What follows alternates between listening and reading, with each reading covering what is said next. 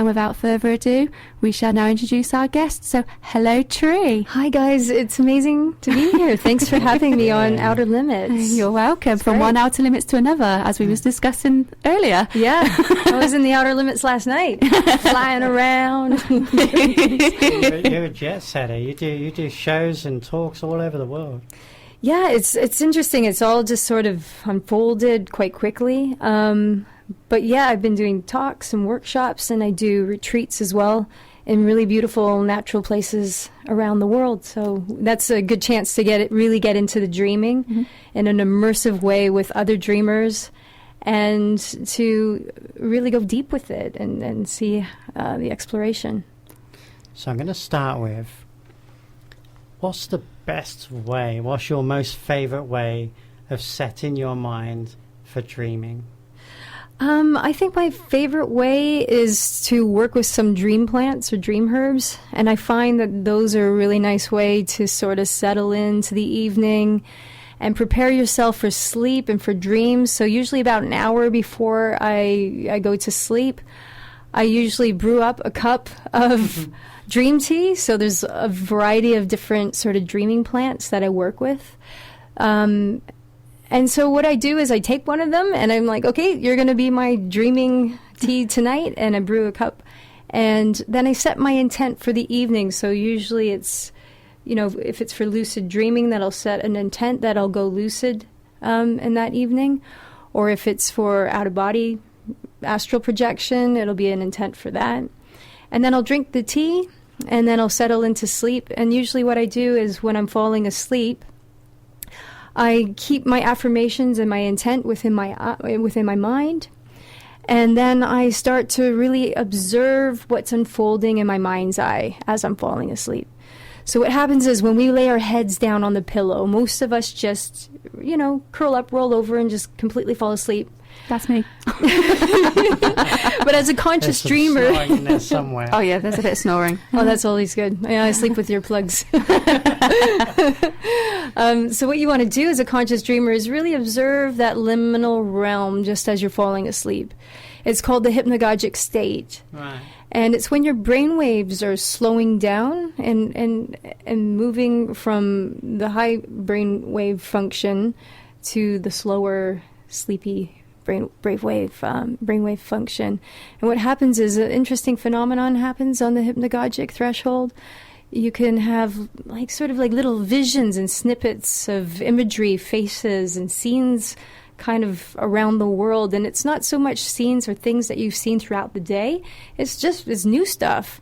And then also you can hear things in that state as well. So you can get some audio sort of phenomenon that's happening. You might hear pieces of music, like an orchestrated sort of score, which I get that a lot.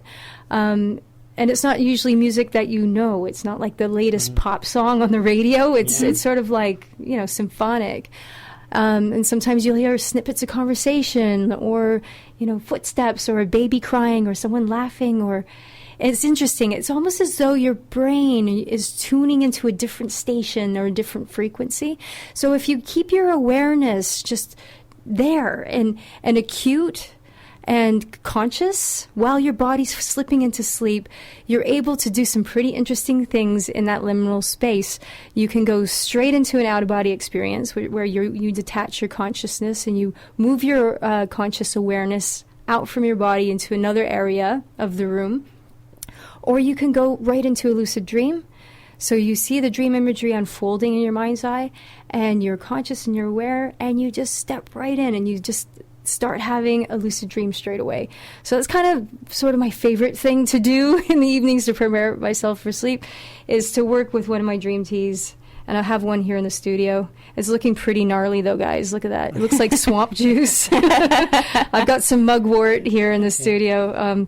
There was just chucked it in there. I don't know how to describe this cup. It's like a cup of soup.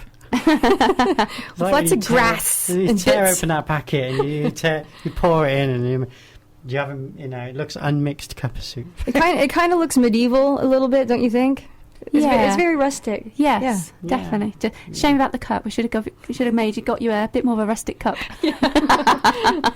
When you have one of them Glastonbury cups. Oh, yes. So you say about lucid dreaming. We've got various different listeners. Some listeners will just feel that they nod off and they may not dream. And you've got other listeners who would be really intrigued, like they want to know more about their dreams. So you say about lucid dreaming. So that's more of a way of controlling your dream, being more part actively with your dreams. Yeah. You think that takes practice, or are some people better at it? Yeah, it's a funny thing, isn't it? Because there's a lot, as children, it seems as though we're able to just sort of spontaneously lucid dream and also astral project. And a lot of people that I've guided and talked to through the years have said that I used to do that as a kid and I don't know how I did it, but I was able to do it. And it just seems as children, we almost like maybe closer to those realms. We're sort of... We have less limits. We have less limits. It's just easy. And then as we get older and we start developing our habits and we start becoming a little bit more disconnected from our inner worlds, we find it a little bit more difficult. So absolutely, being conscious and aware within the dream state does take practice. It is a daily practice. It's sort of a daily practice that you do while you're awake. So there's things that you can do throughout the day that help build conscious awareness, that bring you more consciously aware of your environment, your living, waking environment. And the more you're doing that, the more chances that you have going lucid and conscious within the dream state where you're fully aware and fully present. So the key is to almost like lucidly live. So as you're living your day-to-day life, you're really present and you're really connected to what's happening. You're not sort of sleepwalking through life. You're taking it all in. You're analyzing, you're observing, you're really in the moment as much as you can. If you do that several times during the day, your chances of going lucid are greater. I know a lot of people take up meditation practices because this definitely gets you into the moment and your conscious awareness. So that's a really good tool. If you are a meditator, it's a lot easier to go lucid. I mean, with myself, I've always been a spectator in my dreams. I mean, I have really vivid, deep dreams, and I'm good at remembering them. I wake up and remember them, but I'm a spectator in them. Do you reckon that's a regular thing, or it needs practice push more? I reckon I could get involved with my dreams rather than just watching them? I think spectator dreams are just as valid as fully lucid dreams. So if you think of lucidity and consciousness and being conscious as a spectrum, in the dream state we are varying degrees of conscious through the dream state. So lucidity, full conscious awareness, would be on the very peak level of the spectrum, whereas what you're describing, being a spectator, would be somewhere kind of, closer to, the middle-ish bit. Those sort of dreams are just as valid because I see dreams where we are the spectator and we're watching it unfold like a movie and you're sitting there going, I'm dreaming, this is a dream, okay, and you're sort of watching it but you can't control it. I see dreams like that are teacher dreams, and they're dreams that are there to show you and teach you something. Yeah, so if you just think of yourself at school and you're in like a geography class, geography teacher comes in and says, we're putting on a film now, it's all about mining.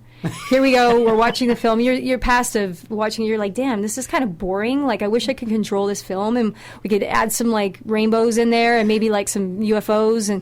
But you're passive and you're watching it, but you're like, well, I got to watch this because I got to learn something, right? I need to learn about mining. So I see these passive, these spectator dreams is being those style of dreams. So there could be huge I'm going to lessons. some weird classes.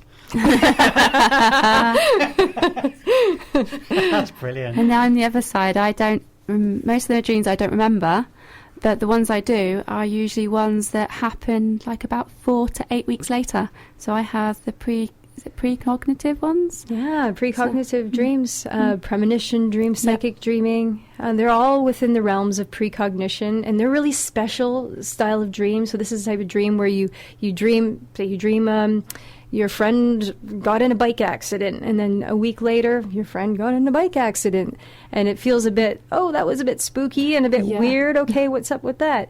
The interesting thing about precognition is a lot of us have experienced it at one point in our lives or know someone who has. probably a very big part of the population, about 50% would say that. And about 50% of the population say they believe in it. They believe that this sort of thing actually exists. Even though our current sort of laws of science would say otherwise, a hell of a lot of people believe that, hey, this is a possibility. When you are prone to precognition, it's very good for you to develop some sort, like a conscious dreaming practice, a journaling practice. So if you're journaling your dreams, this is going to help a lot with your precognitive ability. For one thing, it will give you a proof that you actually had the precognitive dream, because you have the date and you have the information there written down. Yeah, I think it would be important. If you have one of those precognitive dreams, you would need to write it down, just so you don't forget the bits and bobs. Whereas a sort of dream that is just a bit weird and wacky, you'd think to yourself, well, I might not get time in the morning to just write down about a whale hopping on a boat. You know? You think to yourself, well, actually, I'll go get to work.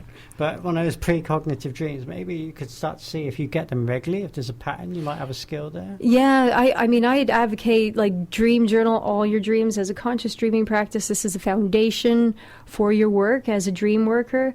The more you're writing down your dreams, the better dream memory recall that you have, the more dreams will get triggered. Right. Also, you start seeing patterns. So you start seeing, oh, that was a precognitive dream. I had 2 of those this month. You'll start seeing the more symbolic dreams. Well, the whale popping up onto the boat, there's a lot of symbology in that, and there's something for you to unpack there. So it's important to write all your dreams down, even the really boring, mundane ones from about work. There's always a message, and there's always some guidance there from your unconscious and subconscious realms in order to help you. Peggy's looking pretty smug. Yes, because I'm going to read one of the messages that we've had on our Facebook page from Andrea Sinfield, and perhaps you can shed some light on this. It is a funny one, so get ready for you to laugh out loud, everyone. So Andrea has said, a couple of nights ago, I dreamt I was a hog walking down a very hot and dusty path when a muddy puddle appeared. I was rolling around in it and was so happy I couldn't stop grunting. It was the best and happiest I'd felt for a long time. In the morning, my partner asked, why was I grunting like a pig and rolling around so much in my sleep? That's total lulz. I love it. Thank you for letting us read that out, Andrea. Possibly at a hog roast before we're going to bed. Oh, maybe. That's really good. I mean, dreams that bring about so much joy and emotion, like positive emotion, are fantastic. I mean, there's a lot to unpack in that dream. It would probably, with animals, it's very personal, and the symbolic gestures of animals is very personal as well. But pigs have a lot of, there's a lot of symbology about abundance and material wealth. I mean, that's something to certainly explore. It could be, a prompt to go a little bit more hog wild and carefree in your waking life. And enjoy life. And enjoy life. Try and enjoy life a bit more. Yeah, just roll around like a pig. Just embrace what's around you. I mean, that's probably a strong message. Embrace what's around you. There's probably a lot of messages there. I think with dreamers, the answers are all within you. And it will resonate, so it can help to look at dream symbolisms online or dream books and get some information about what the symbols are. But I think ultimately we have the answers within ourselves. So I'm a big believer that, it's good to do sounding boards like this, but the dreamer probably something will click and resonate and be like, I think it's that. It means this. We bring out much more in conversations. So if you're just driving along and you ponder on that, you're just going to replay it in your head. You're not really going to put it out. But if you've got a co-pilot in your car and you're saying, well, I had this dream, like we're chatting here, and you say, well, maybe that does mean just you embrace let everything go and just enjoy it. What's in front of you. Roll around in some puddles. It's great fun. Yeah, just let a bit of fun in, something like that. It could be let your hair down. Could have been the opposite. Could have been a restrictive dream. Your body's saying don't be so restrictive. Yeah, could be. I think emotions are our biggest sort of keys when it comes to dreams. So the emotional content of the dream that's the biggest clue, more so than the actual dream symbology or imagery.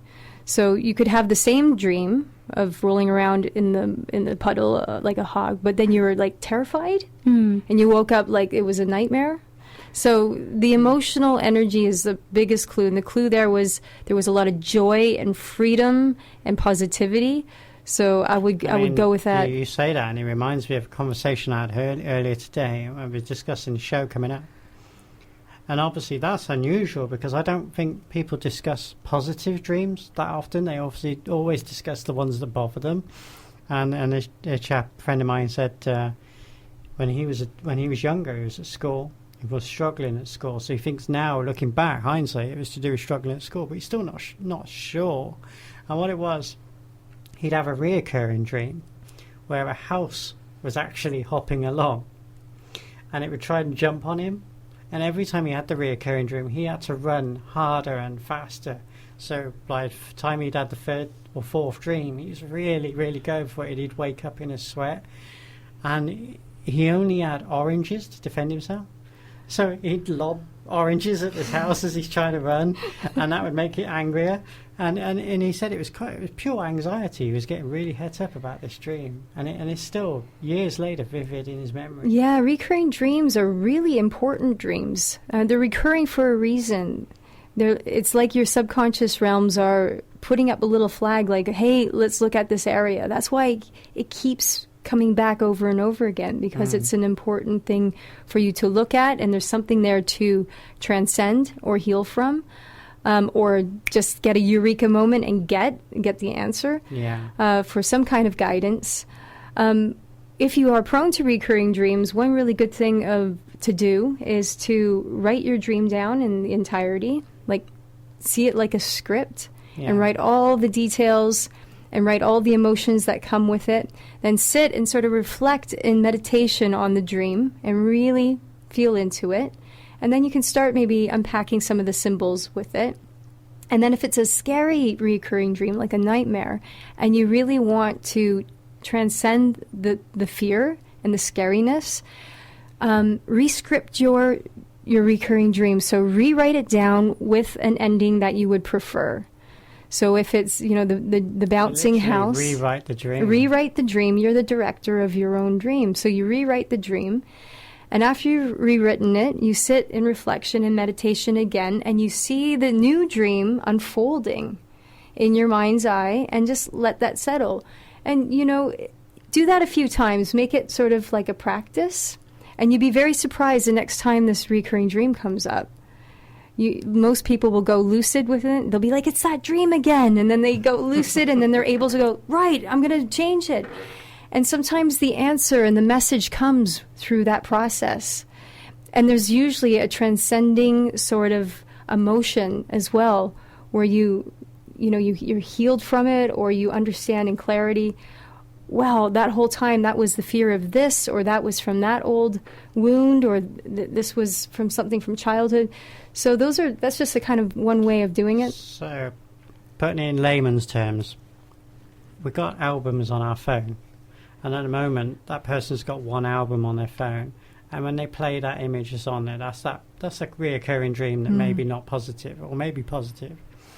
If you're consciously thinking through the day, and you're putting in a second album with the ending that you'd like, then when you go to sleep, you may merge the two albums because you've put that there, so it may play it in a different light. That's a great way of putting it. Yeah, it's you with your intent taking control over the material of your subconscious realms.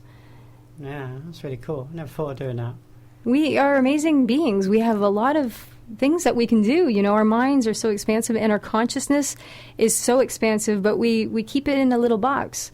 But, we can kind of expand further and evolve further through dreams, through so many ways. On your website, you put, we're, in essence, scientifically, we're asleep 25 years of our life. Yeah. Wow. I want to embrace that 25 years. I mean, what you write about, what you're saying, make much more use of those dreams. Try and tap into it. Try and use it as a source. Yeah, you can get a lot done in 25 years. That's so lot. Imagine all the other places you can explore. Absolutely. And with that, we are now coming up to about halfway of the show. So we're going to give our guest a break for the moment, and we're going to play you our first of our 2 songs this evening. And these 2 songs were picked by our guest. So the first one is Your Wildest Dreams by the Moody Blues. Swindon 105.5, your community, your radio station. On air, online, on your mobile. Hello and welcome back to the Outer Limits radio show with myself, Peggy. And myself, Chloe. And of course we have our special guest, Tree Carr, in the studio today. And we are talking lucid dreams and astral travel. So if you have any questions or comments you'd like to put towards Tree, you can. Our text number is 07900 171 453, or you can message us via our Facebook page. But before we go back to talking with our guest, it is time for the Cosmic Update.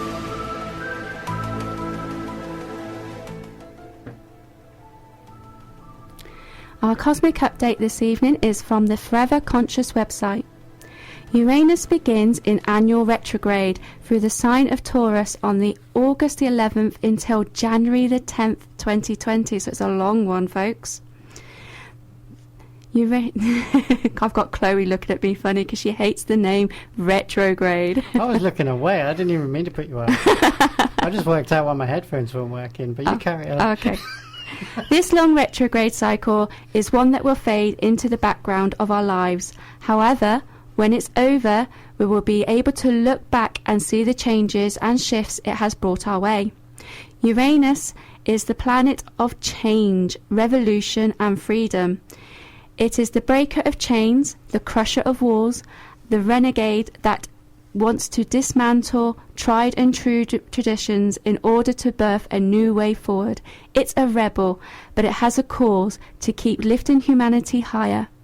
Retrogrades are always a time of reflection, and this 2019 Uranus retrograde signals a need to step back and look where we have been before we can move forward. It is a time to connect with our self-worth, our childhood dreams, our upbringing and our heritage, so we can create deeper roots in order to spread our branches further.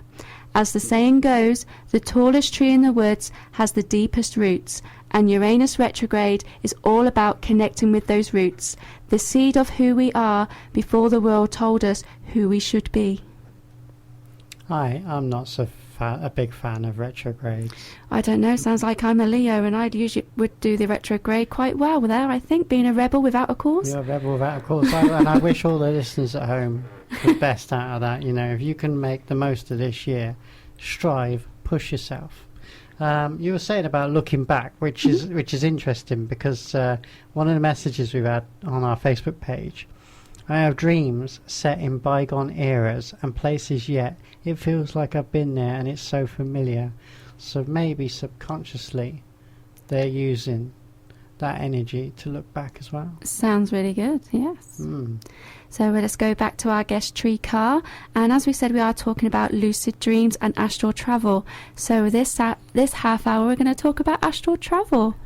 Woohoo! Where are you taking us? To the outer limits, guys. Hey.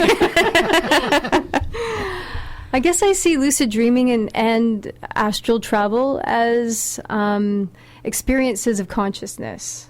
So it's kind of like, you know, when we're having our day-to-day experiences, like you go on a vacation, you go to Greece, you're like, oh, I experienced Greece. That was my experience this month. And then perhaps, you know, in September you go to college and that's your experience. Your consciousness has experienced that. So I see dreams, lucid dreams, the astral as all experiences of consciousness. So for those who aren't familiar with studying dream, how would you describe astral travel? So astral travel is basically when your consciousness detaches from your body, your physical sleeping body, and it finds its way to various parts of your house, or it can go even beyond. It can go travel into other, I guess some people say other dimensions, or other parts of the world, or other parts of the multiverse. I've seen a few of them walking around Walmart. Other supermarkets available. Astral travel can be triggered in lots of different states. So it's not just the dream state. It can also occur in deep states of meditation. It can also occur under a psychedelic experience, for example, or heavy sedation. So some people say they've had it like when they've gone for surgery and they've been put under anesthetic. So it seems as though when the body's quieted down and shut down in some kind of way, then it almost lends itself for your consciousness to separate and put your awareness somewhere else. So it's no longer in your body. You can choose to have it travel somewhere else. So I see kind of astral travel as exploring the multiverse, the different layers of the multiverse. And that's basically kind of how I see the astral exploration. We've all got an energy within ourselves. We've all got this subconscious, like a subconscious energy. We got we go with the flow. But you're saying, obviously, when the body's quieting down, we're not channeling that energy for our body. So we can channel that energy to go onto a different plane. We can visit different planes. We can go out. It's an out-of-body experience. Yeah. But we've got a way of remembering it. We've got a way of bringing that back. So we channel what we've experienced back when we wake up. Yeah, it's very much like being an explorer. So if you can think of the early explorers, they were in the UK and they were like, let's build this boat. Let's see what's on the other side of this really huge body of water. Yeah. But they don't know what's there. And they're like, let's just go. Or if you're a diver and you're like, let's get into this diving suit and let's dive to the bottom. We don't know what's there, but we're going to go for it anyway. It's very much like that. Astral travel is very much like that because your awareness, your conscious awareness is kind of going to another place, and you're fully aware as we are in this room speaking to each other now. So when you do come back, there are things that you're like, wow, okay, I was in the astral plane and things were like this. There's weather there. That's actually something that occurs. Sometimes when you detach your consciousness from your body and you're in the astral plane, the weather is really tumultuous. Like there's high winds and there's like a storm and you're swooshing around. It's very difficult to sort of like move about. And then you come back with that experience. Sometimes you go into the astral and it's very still. So it seems to have like a weather system. So it's very much like being an explorer. The physics works completely differently.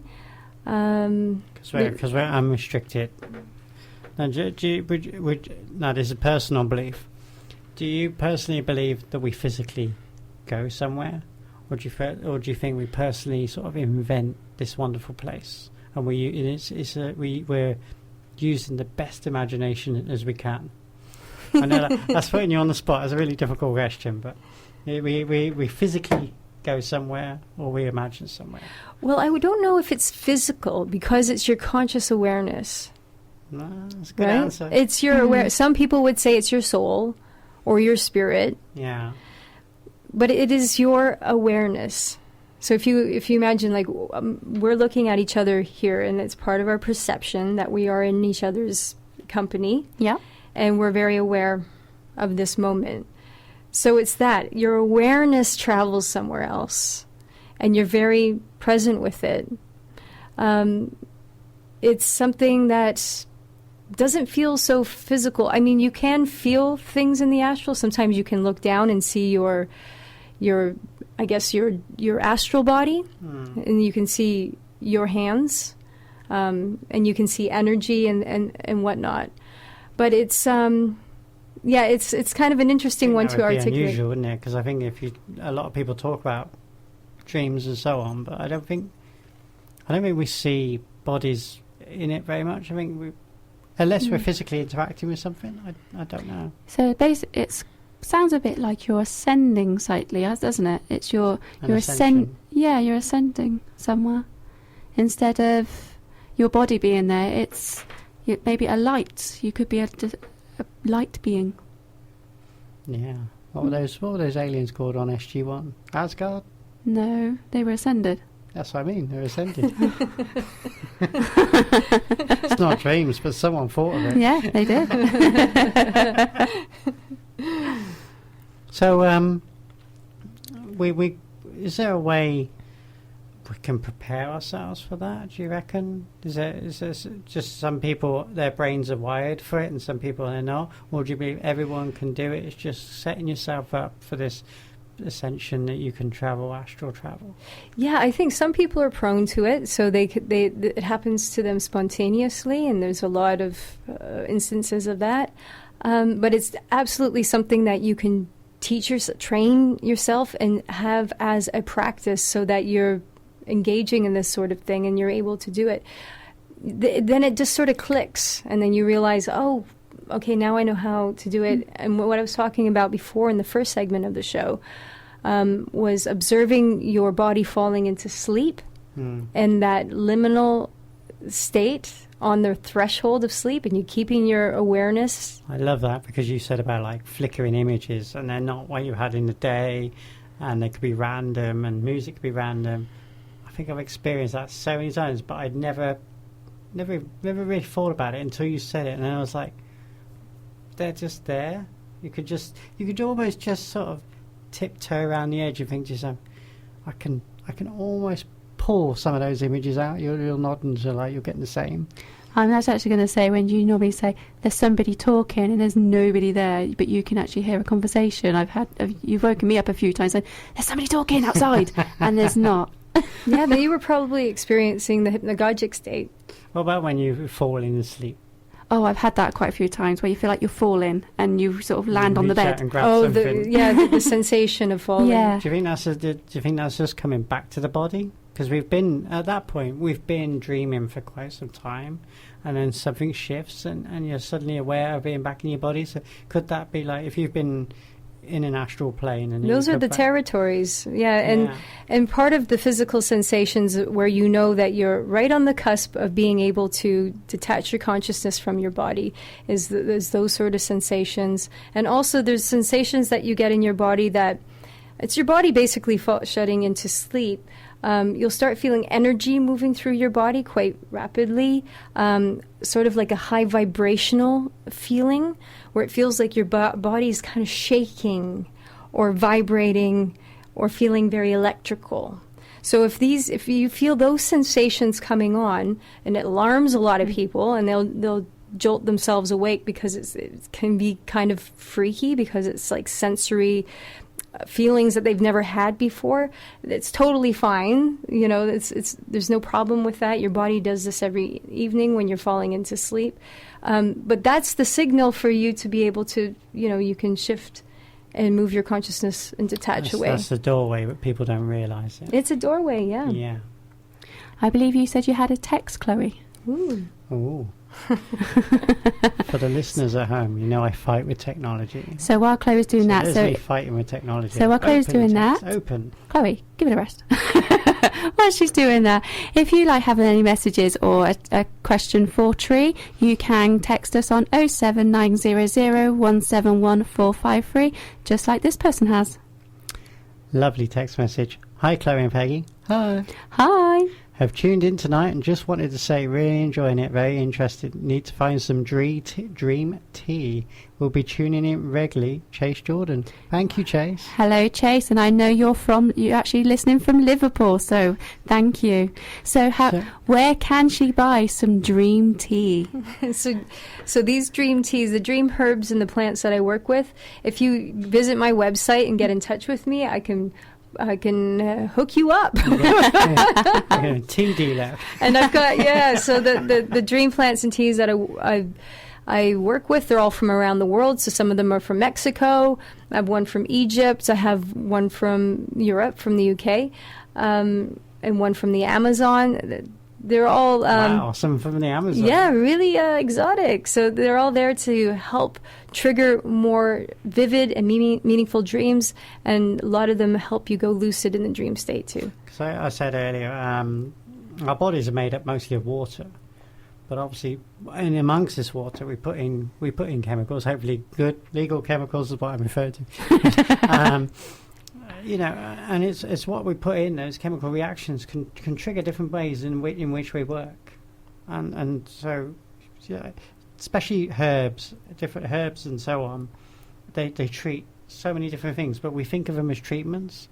But in this case, you can use it as trigger points. Get yourself in a certain state, and you can use that to relax the body, or just put self in the right mind frame. So, like you said, practicing, trying not to just nod off. Try and practice to get to that certain point where you can, which I've never mastered, lucid dreaming. Yeah, and the plants and the herbs, and they're great. They're there to guide. They're guide, and they're little helper. I see them as little helpers. They're not something to rely on, but they're really great if you're just trying to kickstart your conscious dreaming practice and start getting into the habit of a ritual at night, setting intents, and getting into your dream realms. Yeah. All right. Mm-hmm. I'm just going to check our website now. If you are on the internet, hopefully, check out our Facebook page, the Outer Limits Radio Show, Swindon 105.5. So that is our Facebook page, and we put all different stuff on there every single week, and you can also find out what's always coming up in the next shows and so on. But you can use it to contact us, like Taz has. What do lucid dreams actually mean or tell you? Because what I see is actually disturbing with the third eye open. There must be meanings to what I see. So they're having quite intense dreams. Yeah, so intense lucid nightmares. I see nightmares as our biggest teachers. So even though the content might be really disturbing and scary, there's something there for you to look at. There's huge teachings there, and usually you need to go beyond the fear, and behind it is the message. And a lot of it's coming from our shadow realms and the realms of our unconscious minds and fears, our wounds, our traumas. And so if you're having dreams that are lucid and they're frightening, just remember that you can interact with the scariness, and you just stand in your own personal power. And next time the scary monster or villain pops up, you can just simply say to them, what do you symbolize? Have a conversation with the dream character and see what happens. So that's brilliant. So you like saying, go back earlier, just while you're conscious, run it through your head, but put that extra bit back. I can't speak now, tongue's tied up. Put that extra bit back in there. Sort of say, like, well, I haven't got an example, but use the whale earlier. If you found the whale frightening, don't find it frightening. Start a conversation with it. Relive your imagination. Try and put that extra bit in there. It is really helpful, and it really transforms the dream. So we are slowly coming up to the end of the show. But before that, Tree, if somebody wanted to get hold of you or speak to you about the lucid dreams, or even astral travel, or even talk about your new book, Dreams, how can they contact you? Yeah, guys, so if you want to be in touch with me and contact, you can find me on my website, which is luciddreamtree.com. And I also have some courses at themagicalpath.com where I teach green dream witchery. So all the herbs and all the dreaming plants, so you can sign up for courses there, and you can learn online. Brilliant. That's really good. See, we're not restricted by geography anymore. No. So, we're online friends now, and you can learn from there. So do you want to repeat that website just again for us, and then tell us about your book? Which your website? luciddreamtree.com. Yeah, that's and a really also fantastic website. themagicalpath.com. Yeah. And you got a book as well, Yeah. Dreams and how to connect with your dreams. So want to just tell us briefly about your book? How can you get hold of your book? Yeah, so my book's available on Amazon. It was a worldwide release, so you can get it, it's anywhere. It's being translated into different languages. And it's a guidebook, so if you want to kickstart your dream realms and you really want to go deep with this, pick it up. There's daily tips that give you to help you develop a conscious dreaming practice. I mentioned all the dream plants and the dream herbs in there as well. But yeah, it's a starter book for people who just really want to activate their dream realms and go deeper in the exploration. So a beginner's book. Yeah, and there'll be more, guys. Yeah. Yay. Book number 2. You writing book number 2? Well, I've got them. They're all floating around my head. Yeah. Oh, brilliant. I got more there. We'll have you in again to promote your next one. Yay. Is it all through your own research, through your own experience, or is there some channel writing in it as well? Do you get the experience of channel writing? With my book? Yeah. Well, I felt like a lot of it was, I was really looking to my dreams for guidance as I wrote the book. It was an amazing process of getting messages through the dream realms and bringing it through and writing. And that's really cool. I've never interviewed anyone yet who's written it through the dream realm. Oh, a lot of it was, and my big intent for this book was anyone who read it would get activated, and they would just start dreaming and start exploring. Oh, that's brilliant. Yeah. No, hit the red button. I've been activated. Woohoo! Activation, go! So, what's next week, Peggy? Next week, we are talking about wands and magic with Kubi. Ooh. Every single week, listener, there's something different for you. There is indeed. And every single week, it's not only just a learning curve for myself. We teach Peggy. And you and listeners at home. And we always want your interaction. So, like I say, the Facebook page is there all week. So you can message us all, anytime. Anytime during the week. Anytime during the week. And, of course, you can always text us live while we're in the studio as well. Yeah, fabulous. Don't think I've got any other texts or... Ooh, there's one there. No, it might be just me and technology. Yeah, that's me and technology. Oh. And there was us hoping.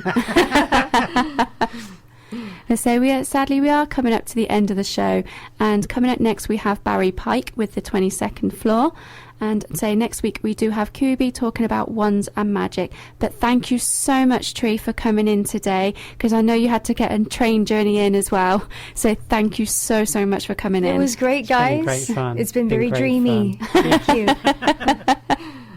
And as I said, we do try to link our songs to go with the show, and this one has also been picked by Tree, and this one is Patsy Cline with Sweet Dreams.